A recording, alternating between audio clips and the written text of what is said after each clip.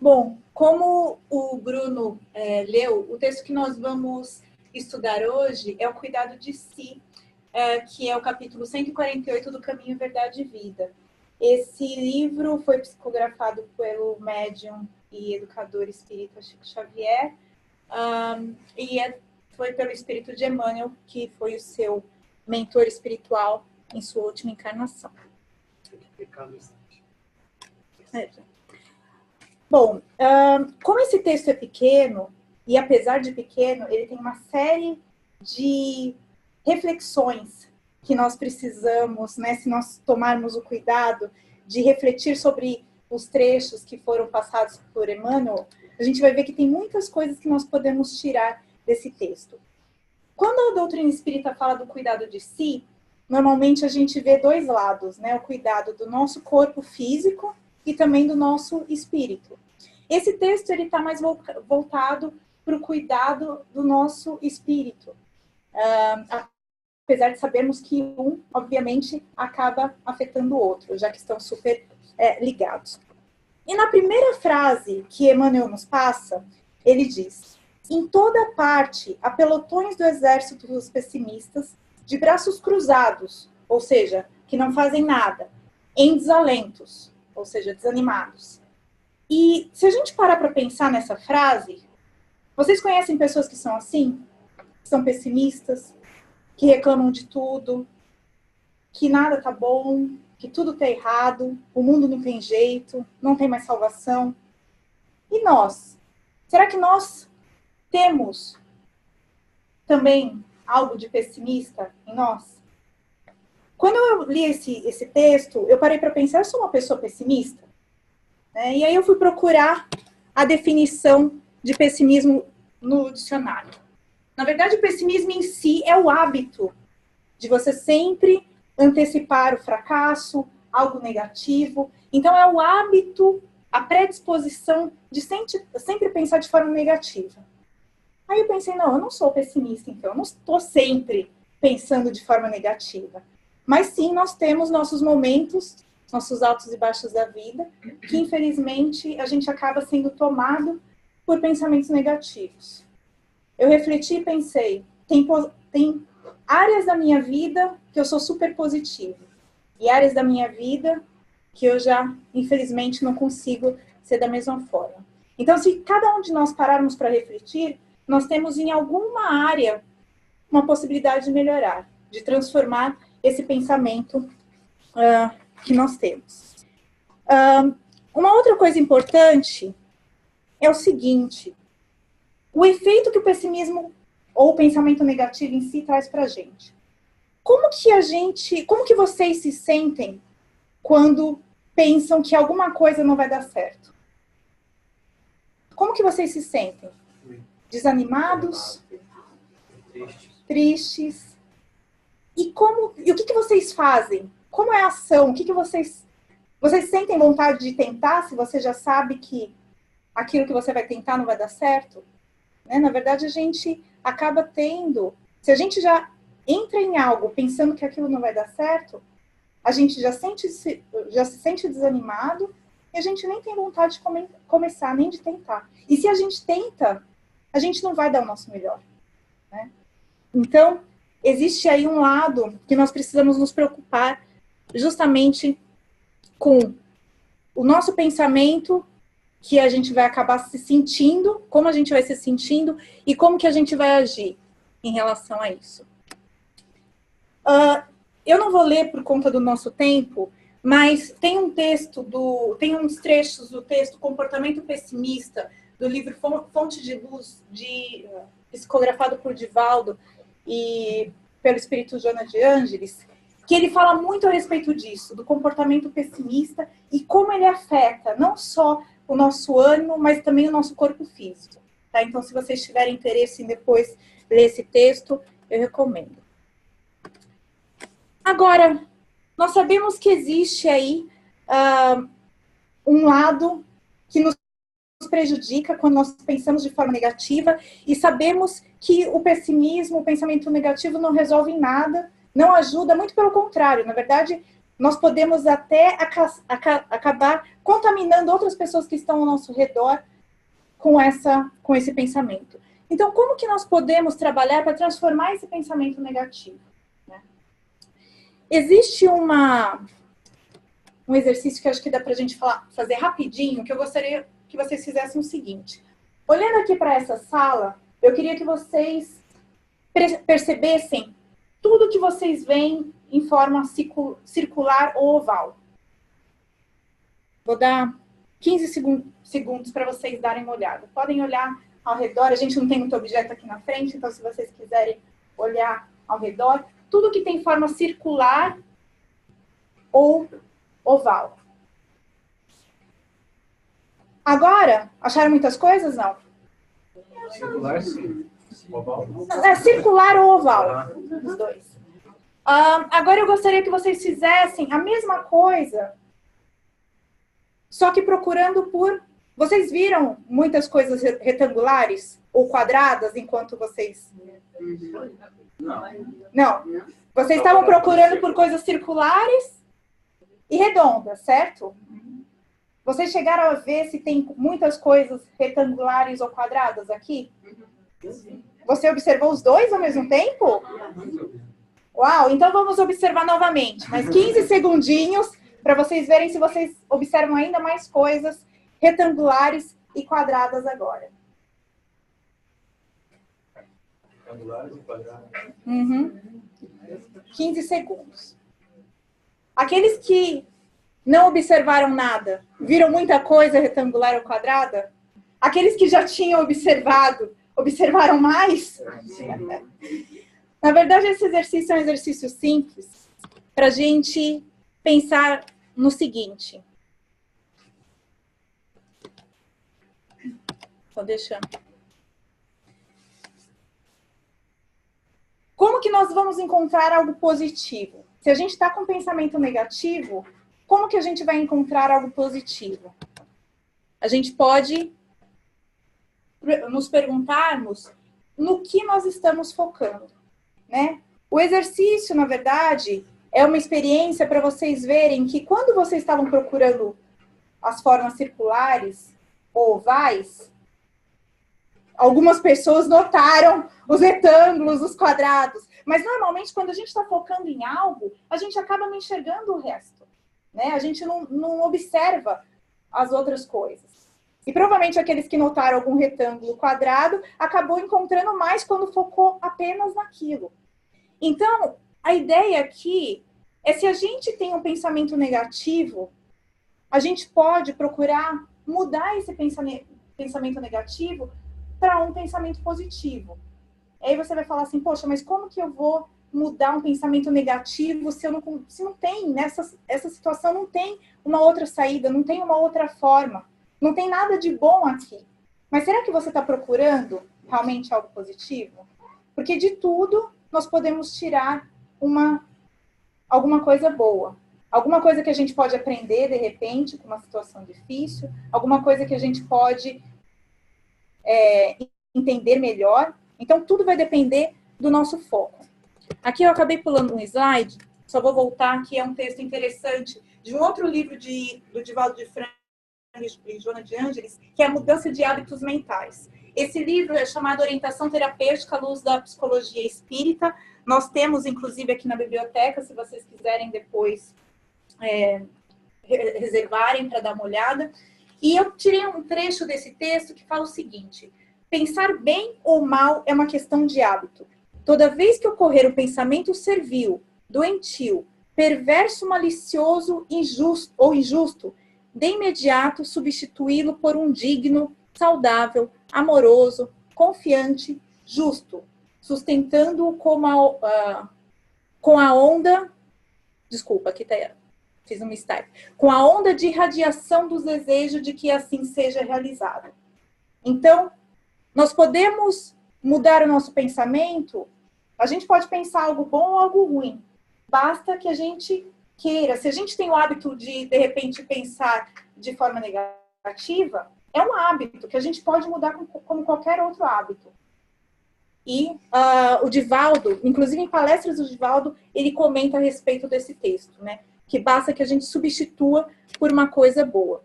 E aí o exercício que nós fizemos é justamente para mostrar que mesmo quando a gente não vê algo bom, a gente precisa observar melhor, né? Mudar o nosso foco, mudar a nossa perspectiva, tudo depende de como nós olhamos para uma determinada situação. E aqui, continuando, Emmanuel fala, não compreendendo o trabalho e a confiança, né? Os pessimistas não compreendendo o trabalho e a confiança, a serenidade e a fé viva, e costumam adotar frases de grande efeito, condenando situações e criaturas. Então, aqui ele comenta do trabalho e da confiança, que são duas coisas muito importantes, né? Quando a gente fala de trabalho, nós estamos falando de fazer a nossa parte. Não adianta só também esperar que as coisas aconteçam por si próprias, né? Não adianta, a fé, principalmente quando a gente fala da fé em Deus, a fé, ela não é algo passivo, que a gente tem que simplesmente esperar que Deus faça alguma coisa por nós, se nós não fizermos a nossa parte. Então, o trabalho e a confiança, eles têm que sempre caminhar juntos. A gente sempre fazendo a nossa parte, fazendo o que está dentro do nosso alcance, e se não houver mais nada que a gente possa fazer naquela determinada situação, é entregar na mão de Deus, confiando que Deus vai nos trazer o que é melhor para a gente. Lembrando que o melhor para a gente nem sempre é o que nós esperamos, né? Então, mas que Deus sabe exatamente do que nós precisamos. E aqui, quando a gente tem o trabalho e a confiança, a gente acaba não condenando nem as situações, nem as outras pessoas. Porque uma vez que a gente realmente faz o que é possível, a gente acredita que Deus é capaz de transformar algo, a gente não vai mais simplesmente dizer que algo não é possível, que algo vai dar errado, que não tem mais possibilidade de ser feito algo. Emmanuel continua falando o seguinte, às vezes, esses soldados negativos são pessoas que assumiram a responsabilidade de orientar. Todavia, embora a importância de suas atribuições, permanecem enganados. Quando a gente fala de responsabilidade de orientar, o que vem à mente? Quem vem à mente? Quem são os orientadores? A gente pensa nos pais, professores, né? Inicialmente, a gente imagina as pessoas que educam os filhos, os menores. Mas a gente tem que lembrar que quando a gente fala de orientação, a gente pode estar falando não só dos filhos ou de alunos, mas a gente pode estar falando dos nossos familiares, porque a gente não sabe qual é a nossa responsabilidade quando a gente veio dentro de uma família, dentro de laços de amizade, ou até mesmo no trabalho, qual é a nossa responsabilidade em relação a essas pessoas? Então, nós podemos, inclusive, ajudar. A orientação, obviamente, não é a educação que você dá para um filho ou para um aluno, mas a gente está falando da orientação no sentido de influenciar pessoas. Quando a gente pensa em orientar, a gente pode orientar através do exemplo, que inclusive é mais forte do que simplesmente a orientação através de palavras. E essa orientação, ela pode acontecer através da influência. Uma vez que você tem uma atitude positiva, uma atitude correta, não só os seus filhos e os seus alunos vão aproveitar dessa sua atitude. Na verdade, todos aqueles que estão à sua volta, a sua família, seus amigos, colegas de trabalho, e mesmo aqueles que você acaba encontrando no dia a dia, eles podem receber essa influência.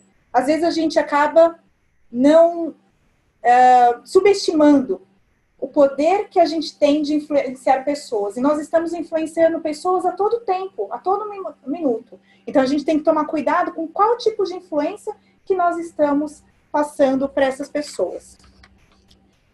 Voltando aqui, nós temos no texto que as dificuldades terrestres efetivamente são enormes e os seus obstáculos reclamam grande esforço das almas nobres em trânsito no planeta. Mas é imprescindível não perder cada discípulo o cuidado consigo próprio. Então, Emmanuel, ele realmente fala, realmente a Terra, infelizmente, nós temos uma série de provas e expiações, na verdade não é infelizmente, né? Na verdade, a gente tem que observar até as provas e expiações, as dificuldades, como sendo oportunidades que nós temos aqui na Terra, através dessa encarnação. Mas ele reforça isso. Realmente, são enormes as dificuldades. São enormes as provas. E muitas vezes, o esforço é muito grande, esse esforço que tem que ser feito por essas almas que estão aqui, por todos nós que estamos aqui. Mas a gente não deve, e é por isso que a gente tem que cada vez mais se preocupar em cuidar de si mesmo. Aqui eu só queria lembrar que, como Emmanuel fala, né, da questão das provas e obstáculos que nós temos na Terra, vale a pena lembrar que a Terra é um mundo de provas e expiações. E quem tiver interesse depois, se não conhecer essas passagens dentro do Evangelho segundo o Espiritismo, ele fala justamente sobre essa questão. A destinação da Terra, causa das misérias humanas, é o capítulo 3, o item 6 do capítulo 3, há muitas moradas na casa de meu pai, e também no item 13, onde fala sobre mundos de expiações de provas, a gente pode entender um pouquinho melhor o que é, em que momento que a Terra está, e por que a gente está passando por tudo isso, como a humanidade como um todo. E aí,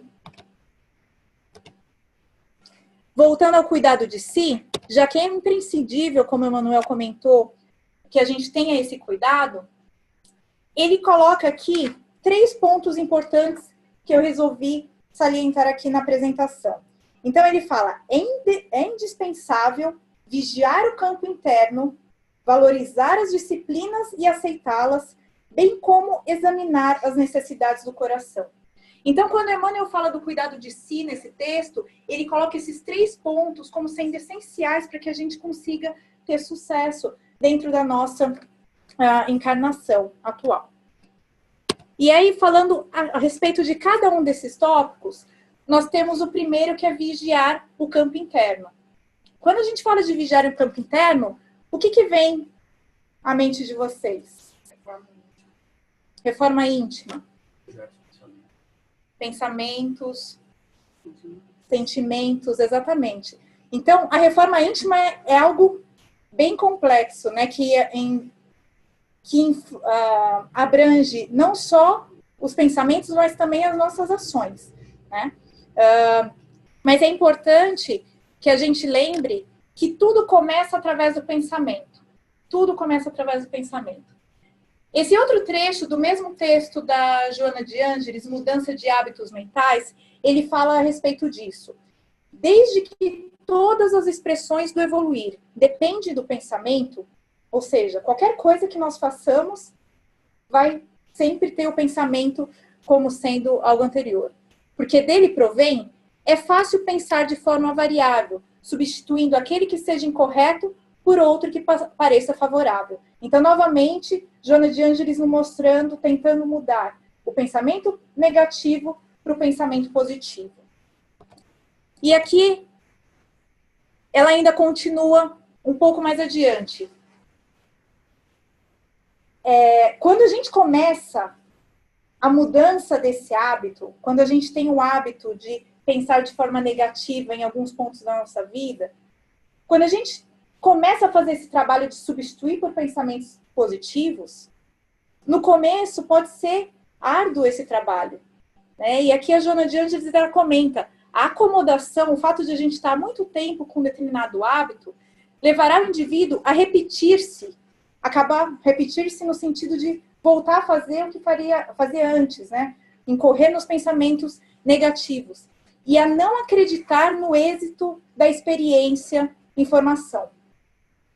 Cabe-lhe insistir e perseverar, abrindo novo espaço no campo mental viciado, plantando as sementes novas do otimismo e da esperança.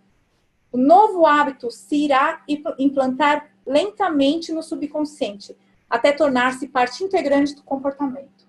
Então, a Joana de Ângeles, na verdade, ela só reforça, através do espiritismo, aquilo que muitos estudos na ciência neurolinguística diz, que todo mundo aprende por repetição. Nós temos que procurar fazer No começo não é fácil. Mudar os hábitos não é fácil. Mas a gente tem que perseverar. Até que vai chegar um momento que isso vai ser automático. Então, lentamente, o nosso subconsciente vai começar a trazer isso. E quando menos a gente esperar, a gente vai começar a ter o hábito de pensar de forma mais otimista, de forma mais positiva. Então, tudo é uma questão de hábito. E só fazendo um parênteses, esses livros da Joana de Ângeles são muito interessantes porque eles trabalham muito essa questão da psicologia, né? A Joana de Ângeles tem uma série bem extensa de livros que falam só, que é a série psicológica, que só falam em relação a sentimentos, emoções voltados para essa parte da psicologia. Então, quem tiver interesse, eu realmente recomendo o trabalho, a leitura desses livros. Voltando aqui, nós temos, então, o vigiar o campo interno, trabalhando os nossos pensamentos, procurando trabalhar essa reforma, mudando os nossos padrões de pensamentos. Nós temos o outro ponto que Emmanuel nos diz, que é a aceitação e valorização das provações. Como que nós podemos realmente aceitar e valorizar algo que nós não entendemos? É difícil, né? A gente não consegue aceitar algo se a gente não entende. E por mais que a gente diga que aceite, fica difícil se explicar o porquê que você está aceitando aquilo se você mesmo não entende. Então, quando a gente fala das nossas provações, é importante lembrar que o Evangelho ele vem justamente para nos explicar, nos consolar e nos instruir em relação a tudo que nós passamos. E aqui, quando a gente fala de aceitação das provas, nós temos no Evangelho segundo o Espiritismo, no capítulo 5, que é o capítulo Bem-aventurados os aflitos, no item 3, eu peguei só um trecho que fala sobre a justiça das aflições. Às vezes, quando a gente não sabe o porquê nós sofremos, o porquê nós passamos por determinadas situações, fica difícil aceitar. E nós podemos até imaginar que alguma injustiça está sendo feita. Então, nesse trecho do Evangelho, ele diz que as vicissitudes da vida derivam de uma causa. E pois que Deus é justo, justa há de ser essa causa. Então, a gente já começa que se Deus é bom e é justo, não tem por que a gente estar passando por qualquer tipo de injustiça aqui na Terra. Por mais que nós estejamos passando por alguma dificuldade muito séria, existe algum motivo. E aí a gente pode procurar esse motivo, procurar essas explicações nesses trechos do Evangelho. E aqui ele continua. Isso de que cada um deve compenetrar-se. Por meio dos ensinos de Jesus, Deus pôs os homens na direção dessa causa. E hoje, julgando-os maduros para compreendê-la, lhes revela completamente por meio do Espiritismo, isto é, pela palavra dos Espíritos. Então, é como nós havíamos falado anteriormente. O Espiritismo, ele é o consolador prometido. Ele vem explicar justamente as causas, né? Explicar como a justiça realmente acontece. E por que nós passamos por essas aflições. E para a valorização das provações, tem um texto também no capítulo Bem-aventurados os aflitos, o item 12, que fala sobre os motivos de resignação. Ele diz, deveis considerar-vos felizes por sofrerdes, visto que as dores desse mundo são o pagamento da dívida que as vossas passadas faltas vocês fizeram contrair. Suportadas pacientemente na terra, essas dores vos poupam séculos de sofrimento na vida futura. É muito difícil a gente ver as dificuldades como sendo algo bom, algo positivo. Mas a gente tem que lembrar que nada do que nós passamos, como a gente viu, é por acaso. Que a justiça de Deus, ela acontece em todos os momentos. Então, a partir do momento que a gente entende isso, entende que o que nós estamos passando é justamente para pagar muitas vezes uma dívida, e não só isso, para também nós podermos trabalhar a nossa reforma íntima, como foi falado, é através das dificuldades que nós vamos nos mobilizar para tentar mudarmos internamente. Então, todas essas dificuldades, elas têm um motivo. E o Evangelho, ele mostra, em alguns trechos, eu só peguei alguns trechos, mas no texto inteiro ele mostra com mais detalhes essas questões da resignação.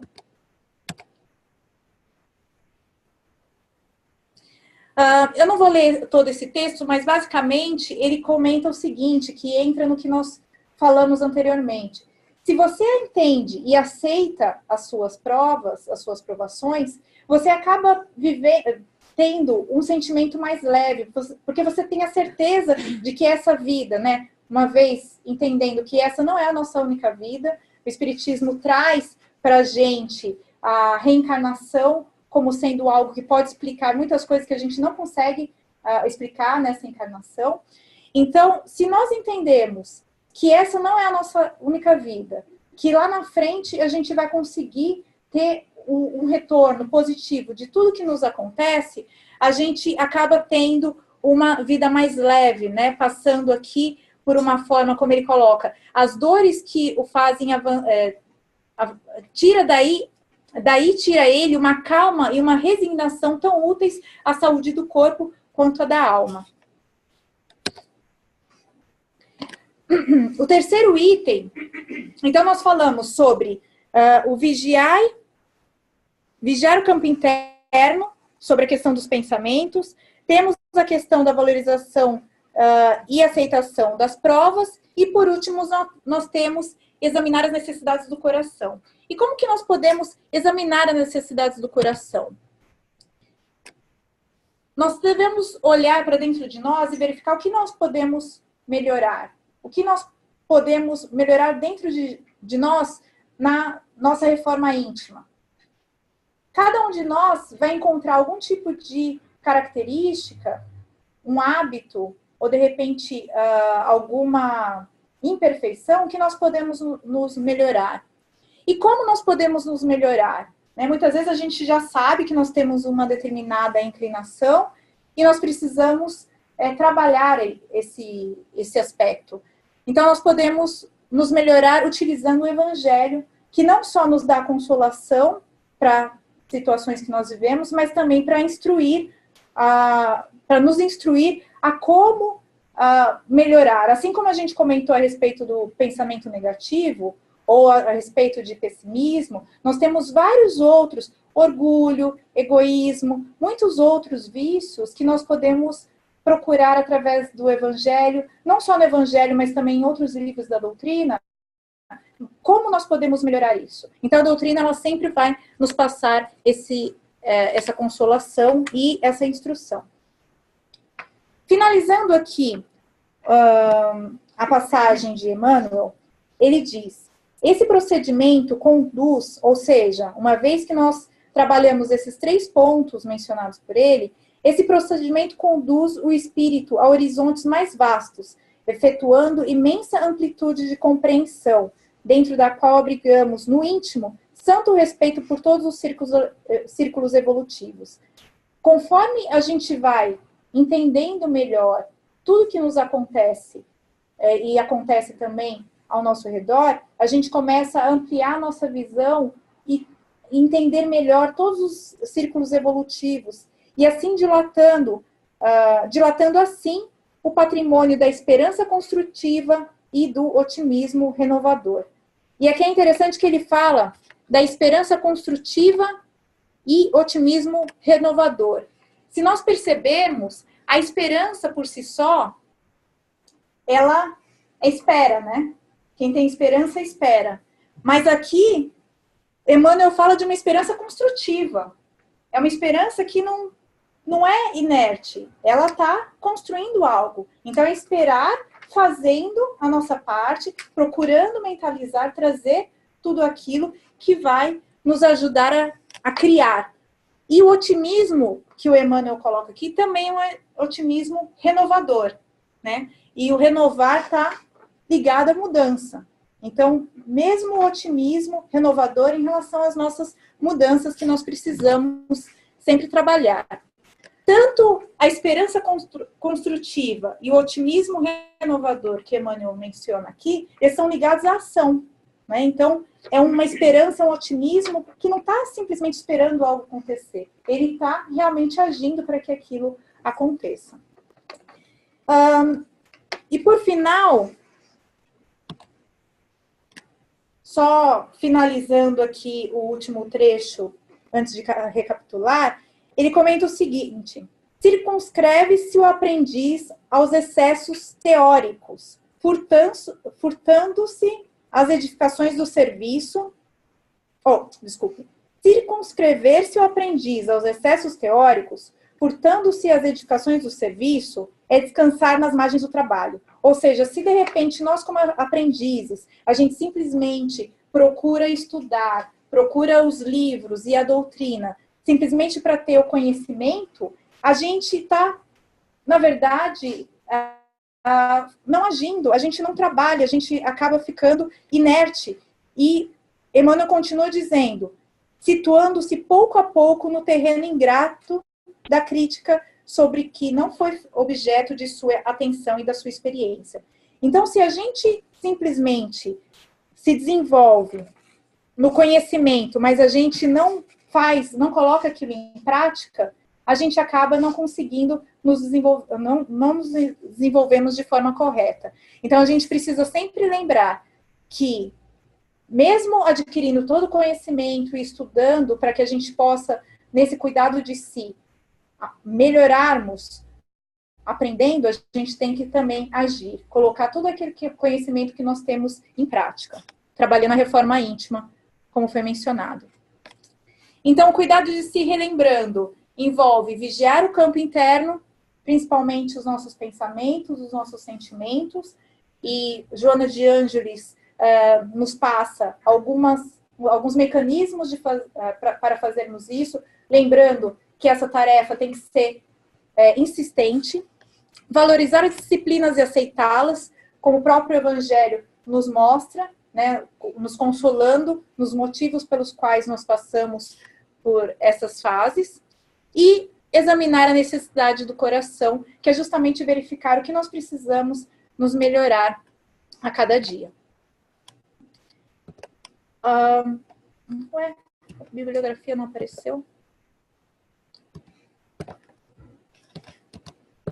Bom, a bibliografia, eu não sei o que aconteceu com o slide, talvez esteja oculto, mas o que eu utilizei para essa palestra foram o Evangelho segundo o Espiritismo, o capítulo sobre Bem-aventurados os aflitos, e esses dois livros, principalmente da Joana de Ângeles, que é a Orientação Terapêutica à Luz da Psicologia Espírita e a Fonte de Luz. Os dois nós temos na biblioteca, se vocês tiverem interesse de retirar.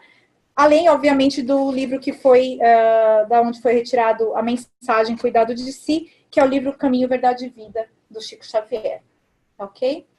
Bom, nós estamos com o horário para encaminhar para o passe, então eu espero que vocês tenham aproveitado, que nós possamos retirar algum tipo de ensinamento dentro desse texto que foi passado por nós, por Emmanuel, e nós vamos, então, iniciar o passe. Obrigada.